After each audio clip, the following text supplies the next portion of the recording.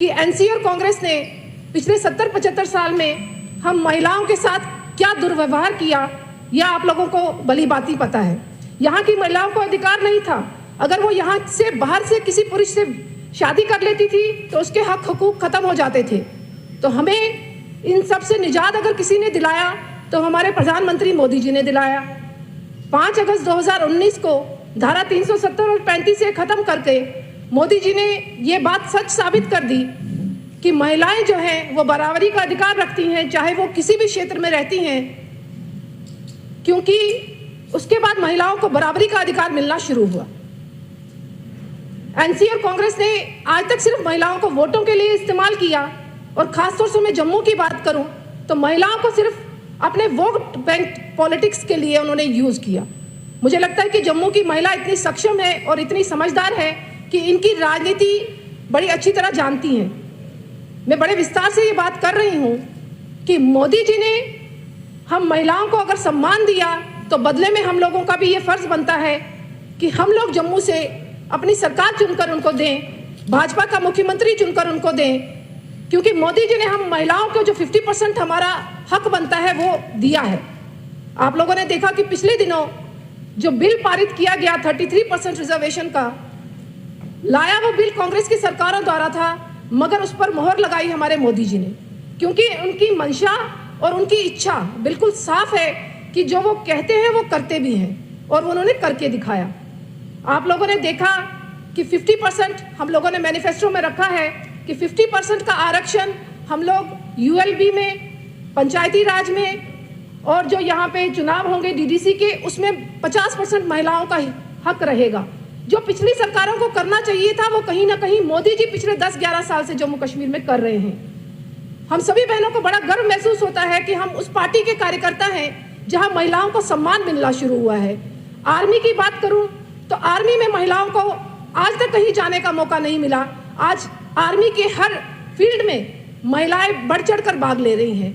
आज देश का कोई ऐसा डिपार्टमेंट नहीं है, कोई ऐसा कोना नहीं है जहां पर महिलाएं अपना भागीदारी नहीं दिखा रही। सैनिक स्कूल्स की बात करूं, सैनिक स्कूलों में बच्चियों की एडमिशन उन्होंने करवा दी है। यहां जम्मू कश्मीर में ट्रेंड ये चल रहा था कि ये पुरुष प्रधान जम्मू कश्मीर बन गया था। यहाँ सिर्फ कुछ लोग जो पॉलिटिकल पार्टीज थी, उन पॉलिटिकल पार्टीज के पुरुष यहाँ पर सिर्फ राज कर सकते थे।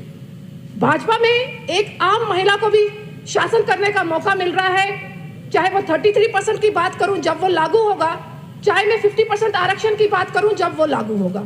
सरकार बनने की बात की ये सब बातें हैं। मुझे लगता है कि हम सब महिलाएं इंतजार कर रही हैं कि जब सरकार बनेगी और हमारी महिलाओं को उनकी रिप्रेजेंटेशन मिलेगी। बहुत सी स्कीम्स ऐसी हैं जो मोदी जी ने लाई भी हैं, चाहे गांव की बहनों की बात करूं, ड्रोन दीदी की बात करूं, जिस तरीके से उसमें ज़्यादा से ज़्यादा महिलाओं की भागीदारी हो वो मोदी जी ने साबित कर दिया है।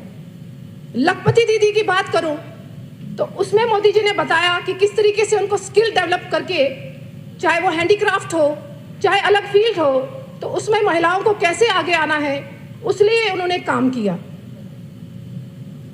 आप लोग समझ सकते हैं कि पिछली सरकारें जो यहाँ रही हैं उनकी महिलाओं के लिए क्या मंशा रही है। तो आज मुझे ये कहने में कोई झिझक नहीं है, पिछली सरकार जो थी वो महिला विरोधी थी, और जो आने वाली सरकार होगी भाजपा की वो महिला हितैषी होगी, ये मैं आपके सामने बिल्कुल कहूँगी। मुझे कहना ये है कि मोदी जी का मैं धन्यवाद करना चाहूँगी कि मोदी जी आपने हमें सम्मान दिया है, आपने जम्मू कश्मीर की महिला को उनकी स्थान दिया है।